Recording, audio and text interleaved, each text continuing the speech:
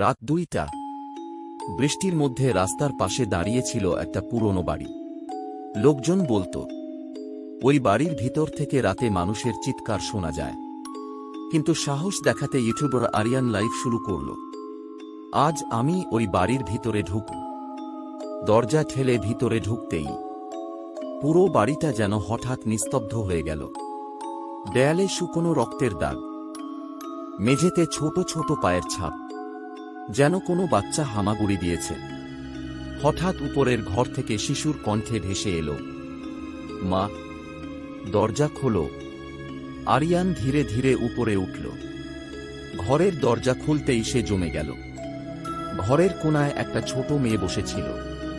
তার মাথা নিচু, চুল মাটিতে লেগে আছে। আরিয়ান ক্যামেরা কাছে নিতেই মেয়েটা ফিস করে বলল, তুমি আমার নতুন বাবা। হঠাৎ মেয়েটার মাথা 180 ডিগ্রি ঘুরে গেল। তার কালো চোখ থেকে রক্ত পড়তে লাগল। ক্যামেরা পড়ে গেল মাটিতে। আর লাইভ শেষ হওয়ার আগে শুধু দেখা গেল মেয়েটা ধীরে ধীরে ক্যামেরার দিকে হামাগুড়ি দিয়ে আসছে।